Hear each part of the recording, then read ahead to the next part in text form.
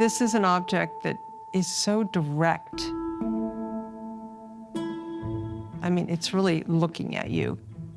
You feel like it's something you can commune with.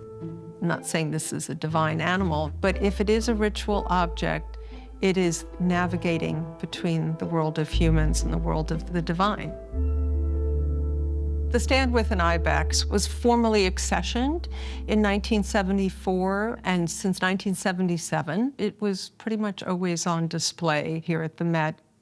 We've enjoyed it tremendously and loved it many years.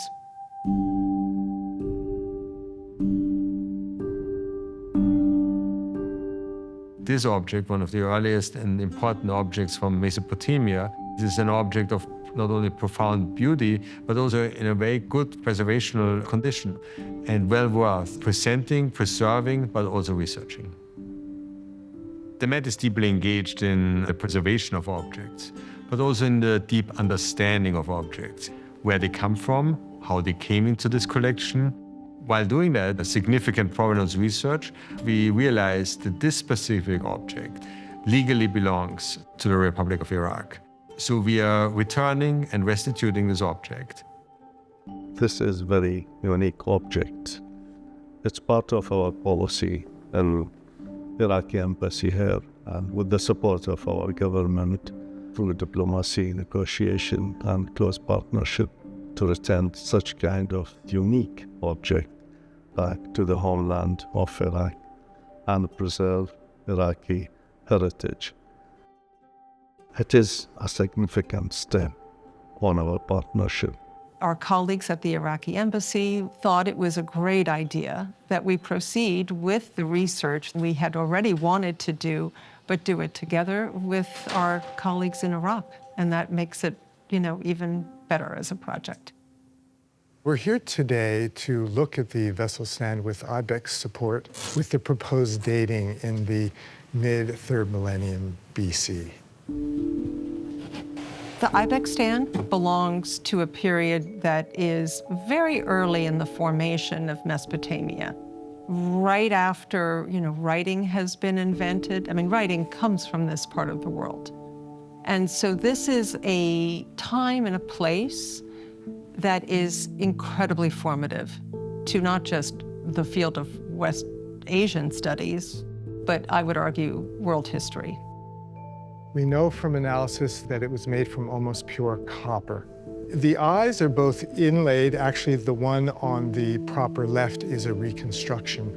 But on the proper right, the eye is inlaid with shell, and the pupils are lapis lazuli, which would have come from the area that is now Afghanistan. And also the copper itself was sourced in the mountainous regions surrounding Mesopotamia.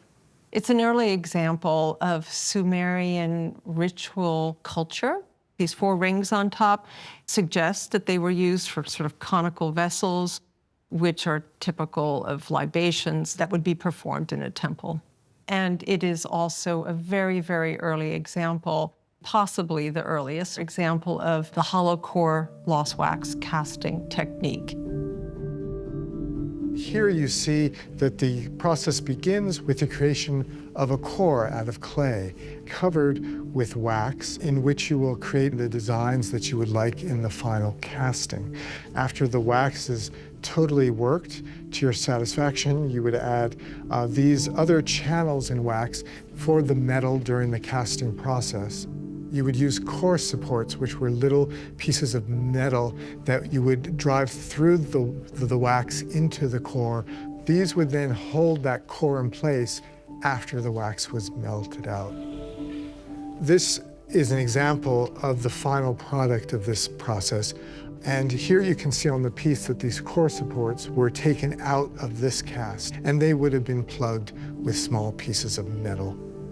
The hollow core lost wax technique, maybe even up until now, we always situated both from a time and from a locality more into ancient Greece and Rome. But to be able to continue the research that has been going on about how this object came into existence allows us to appreciate Mesopotamian culture even more than we ever did before. We have an extraordinary conservation and scientific research lab. But the metal is thick enough that it's hard to see that level of detail in normal X-rays and technologies we have here at the Met. So we're really interested in doing a CT scan of the body of the ibex. I'm very excited that we have the opportunity to bring this object to the Fraunhofer Institute in Germany. They have a long history of working on the analysis and examination of cultural objects. Our conservator, JF, will be met by an Iraqi conservator, Roa Abbas Khadim from the National Museum in Baghdad, to see exactly how it was made, verify that it was hollow core, to discuss together what this all means. So nice. اسمي رؤى عباس، موظفة في وزارة الثقافة، أعمل في الهيئة العامة للآثار والتراث.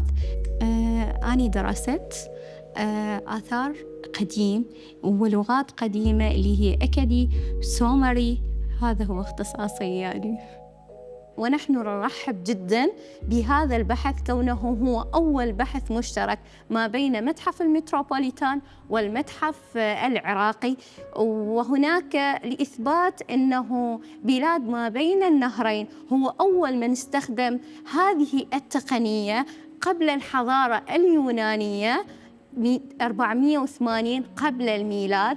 It's kind of amazing to think it's 4,400 years old and it's survived largely intact.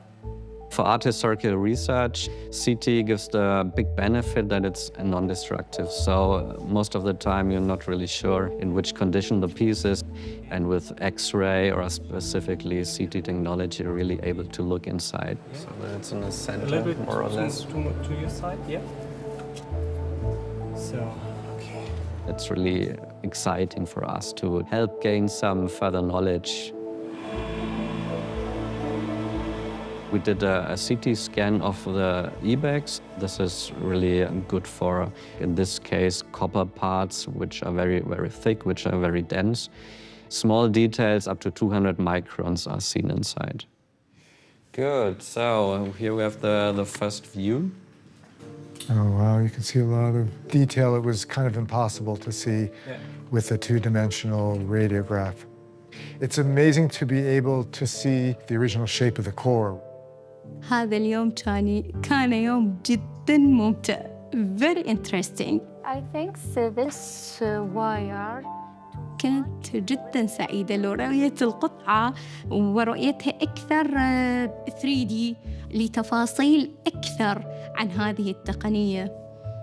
So you're happy? I'm happy so far. Everything's fine. ونعتبرها خطوة موفقة بين المتحف العراقي ومتحف المتروبوليتان. What about sort of like that frontality, approaching him as I think it was meant to be? You know, this is, if it's a ritual object, you know, the frontality is so key. Hi, JF. Hello. Welcome back. Thank you. How was it? It went very well. And one thing I can say was really wonderful working with Roha there, with Fraunhofer, because they're essentially midway between us and Iraq, and also giving them a connection to the Iraq Museum.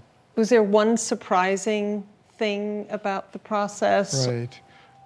Well, yeah, there are some kind of unusual aspects to the back of the core, and I'm not quite sure what is happening there. It may have been that there was some fragmentation of the core when they were inserting the core supports prior to, you know, enveloping the whole wax in the mother mold.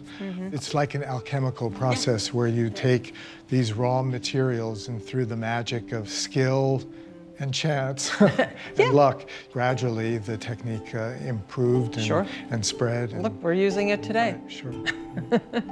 And it'll be the beginning of a whole new chapter, a wonderful chapter. Here at the Met, our primary job is to care for the objects in our care. But an object is not a museum. Museums are objects, spaces, and people. And it's also the relationships we build in the process of caring for the objects under our stewardship. It is an honor to work together with His Excellency, the Iraqi ambassador to the US, Nazar al-Khirullah, and with our colleagues in Iraq to return this important ibex sculpture. And we look forward to continuing our partnership, our collaboration, and our fruitful exchanges from here towards the future. I would like to take this opportunity to thank the Metropolitan Museum on their scientific and ethical work. The joint research presented advanced understanding of a technique which has impacted cultures across the world. So we are very proud. It really is. It's just a very special piece. And it's been a privilege and an honor to take care of it for many years.